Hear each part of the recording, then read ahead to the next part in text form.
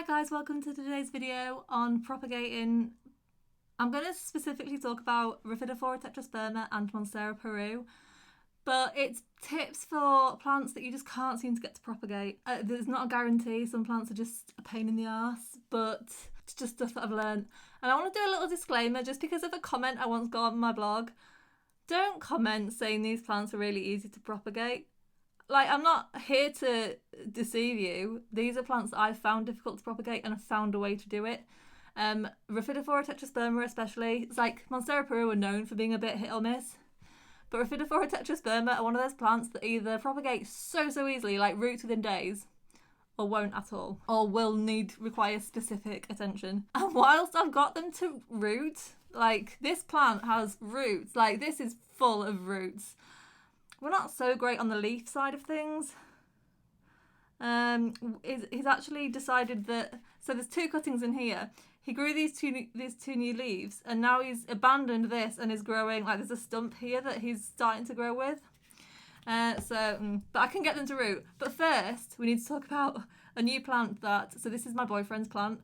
My boyfriend doesn't have, he sees a plant and he's like, oh my god, I love that plant. And it's not like a specific genus or something. He likes plants that are weird. So we used to have a lot of cactuses because they were spiky and he thought they were cool. Luckily, I've gotten out of that because our house is too small to have a lot of spiky plants. But he saw this begonia and he fell in love. Like, I saw him fall in love with it. The leaves look like, are we going to say cannabis leaves? Oh my god. This cutting.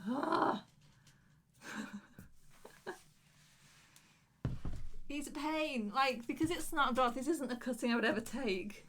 If I wanted to propagate this, I'd propagate it. You know, you propagate it here, not here.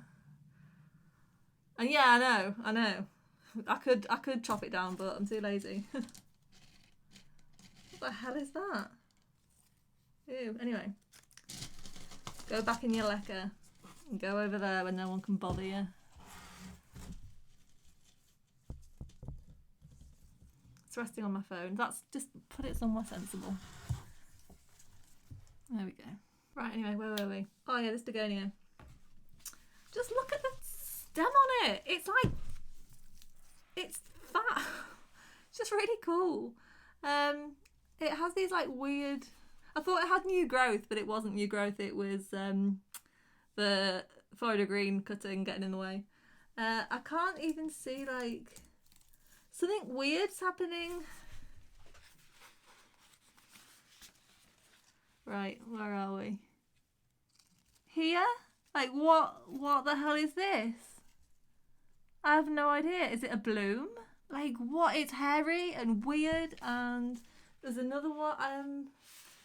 It seems that there's like a hairy bit that comes out when they produce a new leaf. But the exciting thing about this is that it's called a Begonia Caroline, which is my name. You can see the resemblance. I think it is a leaf. Yeah, I think it's a new leaf. But it like emerged from the stem. You can see another one coming here. They emerged from the stem really like violently, like whoosh. But it is pretty cool. And I really like old, like this looks like an old plant that has been propagated using the wet stick method. And I just think it looks really cool. So yeah, well done, Dave. Seems like there's a pup as well. I think this one here, this bit here is a pup. Tender perennial, bright situation without full sun. That means we keep it inside. I always think like tender perennials, I always treat them like rabbits. Yes, they can live outside in the summer, but it's better for everybody if they just come inside. So for the princely sum of $22.99, yeah, when he first picked it up, because I saw his eyes widen, I was like, oh god. I wasn't sure, because it is so weird looking. But, yeah, I quite like it. So he's just going to stay there. We are getting to the point now where when he goes to buy a plant, I'm like, where are we going to put it? And he just says, I don't know. I can see his little face. He wants it so badly, so I know it's up to me. He has started asking me, because he can't look after plants. He just abandons them. So now he says, if I buy this, will you look after it? Yes. Which is why I had to stop buying carnivorous plants, because whilst I would love to look after carnivorous plants, God, it's like being on like set from Jurassic Park or something. I always kill them, so we've got this staghorn fern. I'm gonna mount it. I think I'll probably do it on camera. I have no idea how to do it, so I'll research that first. But that poor thing just gets abandoned. I keep thinking I can see new growth in the Rhapidophora, but I can't. But yeah, this staghorn, how it's not dead, I have no idea. But I'm just not, like, it's fine, but I'm just not that bothered about learning how to care for it, which sounds really bad, but I've got like hundreds of other plants that I would prefer to look after. Anyway, on to the propagation. This is a propagation of a Rhapidophora tetrasperma. I'll go and get the one of the Peru. Now, the Rhapidophora tetrasperma took me I had quite maybe 3 just failures, and then this one worked. The Monstera Peru, Monstera Peru. I'll go and get it, and then I'll tell you all about Monstera Peru.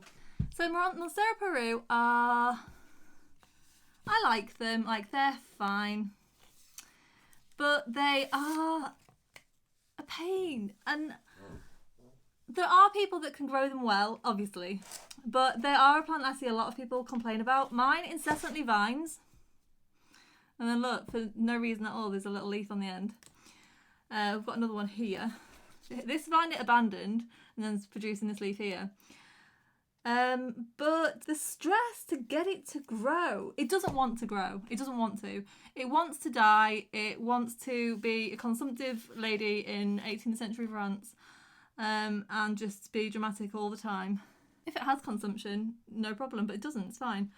But this will get to the point where it is practically dying. I won't have seen growth on it in months. It'll look terrible. It'll probably get some sort of... See, there's growth points all over you. And I sort of make my peace with the fact it's going to die. And then we get loads of growth.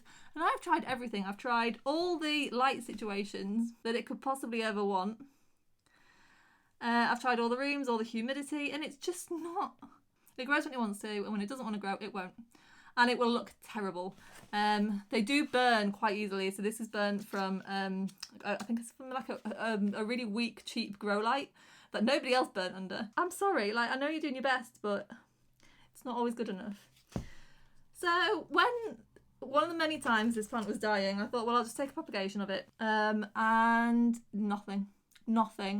I tried everything and nothing worked. So with the Rhapidophora tetrasperma, so many people say, just stick it in soil. Take a cutting, put it back in with the mother, done. Nothing happened when I did that. Okay, it's growing weird roots in weird places.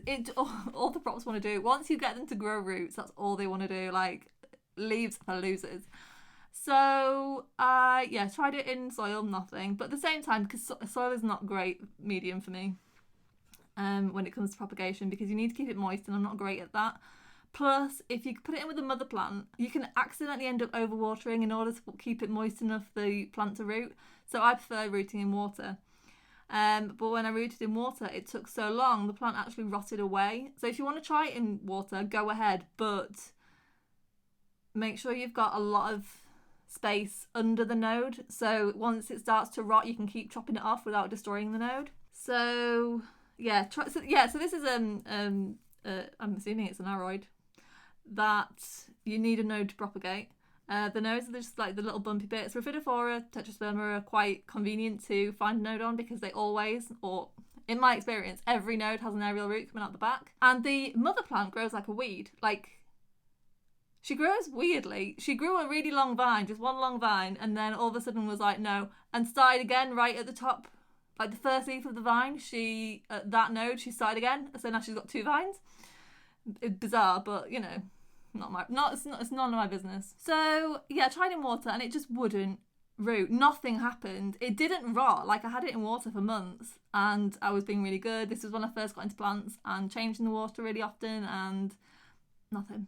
Wouldn't work. So then after months trying various different like lighting and warmth and all that kind of thing, I caved and bought some sphagnum moss, which the ethics of are quite dubious, so I wouldn't do that again. But I'm confident I could root it in leca. So this was rooted in moss, but it only had a tiny root, and then I put it in leca and it's growing really well. So I think leca would work fine. I think they like a lot of oxygen in order to get them to root, which might account for why some people have a lot more success than others, because it will do with the amount of oxygen in water, the position it's in, what you've got it in, and how often you change in the water. So if you don't want to use moss and you don't want to use leca and you only will use water to propagate, and you want to try propagating this and it's not working, try an air stone, and like an air stone air pump type thing, just to oxygenate the water, and that should work fine. I propagated this in a windowsill and it worked quite well. I'm going to try in the aero garden just to see if it works. I've had mixed results. Some plants, they root but all the leaves burn off. And that is another tip I've got for the Rhapidophora tetrasperma. If you take a single leaf cutting, it will root quicker. If it's got 2 leaves or more, it will take an age to root, but once it does root, it will grow faster, which makes sense because it can get more energy because it's got more leaves, but you do run the risk of it dying. So it's really up to you. I would probably go with a 2-leaf cutting or a 1-leaf cutting, but I wouldn't go for more than that just because I don't think it's worth the risk. But as I said, actually getting it to produce new growth, once you've got it to root, like, I'm confident this won't die. I've had this, so I don't actually know when I wrote the article on propagating this, but I want to say it's well over a year ago, and this is as far as we've come because it's growing roots. I can see a little pup starting to emerge, so it's not dying, it's not dead. But if you're looking to make your fortune, because you've got a big Rhapidophora tetrasperma mother plant, I wouldn't quit your day job, because she is slow. Now, this is my experience, and I don't know if it's because I'm in England or the way I care for my plants or even the quality of the original plant. If you have a lot of success propagating Rhapidophora tetrasperma, like, that's, I believe you, that's fine, but I didn't. So I would definitely try moss. I tended to, well, I found it worked better if I moistened the moss a bit, didn't soak it, and then let it dry out a bit. Not so it was crispy, but just definitely sort of dry. And then moistened it again, like misting it with a spray bottle is probably better than soaking it, which I think is why leca works so well, because it's moist, it's not wet, because it doesn't hang on to excess water. So yeah. Now, with my newfound knowledge of propagating Rhapidophora tetrasperma, which, like, basically they need a lot of oxygen. Sphagnum's great because the roots have got, or the node has access to the atmosphere, the air, so it can get as much oxygen as it wants, and the same with leca. So with my newfound knowledge, I was like, well, I'm sure the issues I'm having with Monstera peru are probably the same. Like, they're obviously not the same plant, but they are related, however distantly. So I thought maybe they will propagate in a similar way. No. Monstera peru is, like I said, it doesn't want to live. It's just way too dramatic for that. But I did find that propagating it in the aero garden worked, and it didn't even take that long. So here we go. We've got a root here. We've got a root here. And it's even producing a new leaf, which is not something that I've ever got it to do before. And I've tried so many cuttings of these things. And it's actually got, where am I? Here. Can you see? No. Right out the top, there's a little green blob. I think we're growing another leaf there. Just checking the rest of the node. Can't see anything, but you never know. And it looks, oh yeah, no, there's something else happening here.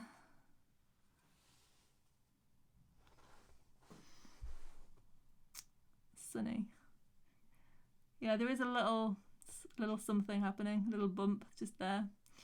So the aero garden worked really well. Now, I'm not saying run out and get an aero garden because they are quite expensive and apparently not going to be sold in the EU anymore. Europe, not the EU. We're not allowed in there anymore. Anyway, but like, an aero garden isn't a magic implement. Oh, well, it is. It is. It's basically water propagation with quite a strong pump and a strong light, and it will tell you when to water it and when to feed it. I don't actually feed my propagations because if you press the button, so when the aero garden runs out of water and food, the little button flashes red, but if you press the button, it will stop. With the water, there's a sensor, so you have to fill it up. But with the food, it doesn't know if you fed them or not. So I really feel like I'm cheating the system here. But I think if you added an air pump to some water and put it in really bright light, it would do well. I'm hoping... Now, I've actually moved this into the fish tank because the thing about the AeroGarden is plants grow quite quickly in there, but they grow like leaves as quickly as they grow roots. I've got a peperomia hope in there that's already got 8 like it's the fastest growing hope I've ever seen. She's already got 8 leaves. She's not even been in there that long. And I've got a mycans that was actually... She was a decent sized plant once she came out, but her roots were like strangling the bottom of the AeroGarden. So there's actually 2 leaves on here. So yeah, if you propagate a lot of plants, I would highly recommend an AeroGarden just because of how quickly, like, look at that. But now, this is going to live in my fish tank. And once it gets ousted from the fish tank, i.e. when my boyfriend like says no, there's too many plants in there, and it's his fish tank, I will put it in leca. I don't know that it wouldn't transfer really well into soil, but with what I know about how much of a pain in the arse this plant is to propagate and to keep, it's just not worth the risk. I mean, it took me long enough to get this, and not this specific gutting, but I feel like I'm winning, and it's just not worth the hassle to put it back in soil. So it's definitely going to go in leca. And you never know, she might grow really well in leca. I've only got one Monstera peru. Perhaps everybody else finds them easy to care for, but I have seen like quite a lot of chat online about how they are just really finicky and a pain in the arse. So basically, when it comes to propagating plants that aren't so happy to be propagated in like soil in general, like it's so hard to do it right and keep them moist enough without giving them root rot. Water propping works fine for a lot of plants if you're good at changing the water, but moss, or if you can get some chunky coir or leca, is just better because it's much lower maintenance. If you do want to only use water, get an air stone and an air pump. They're quite cheap, but as I mentioned in a previous video, they are noisy. So don't, if you keep your plants like in your bedroom or something, no, don't do that. Like, you'll drive yourself mad with the constant of the air pump. Yeah, so don't do that. If you prop a lot of plants, it might even be an idea to buy a cheap fish tank setup. Don't put any fish in there. And just, unless you want to like research fish, but trust me, they're a lot of work. It's quite a good way to get like a package deal and all the stuff, and you might get some lights and stuff. You can just fill the tank like halfway, put the lights, like the aquarium lights on top, and I wouldn't bother using a heater. You'll have your air stone in there. You can put your filter on if you want to, and you can use chopped up pool noodle to keep your plants upright. That's the hardest thing about keeping plants in the fish tank, is actually keeping them upright. But yeah, chopped up pool noodle, and that should work. So yeah, that is everything I have to say about that. I don't think I've had any failures in the AeroGarden. That's not true. I have a Maranta in there that currently, she's not a failure because she's not dead, but she's not done anything. But in general, some things take a really long time. Weirdly, like Scindapsus seem to take a long time to root in the AeroGarden, which, like, in general, they're quite quick to root. Hoya root really quickly, which normally they don't. So it's interesting that some take longer than the others. But an AeroGarden is basically just well aerated water and good light. So that is really the key, is oxygen and light.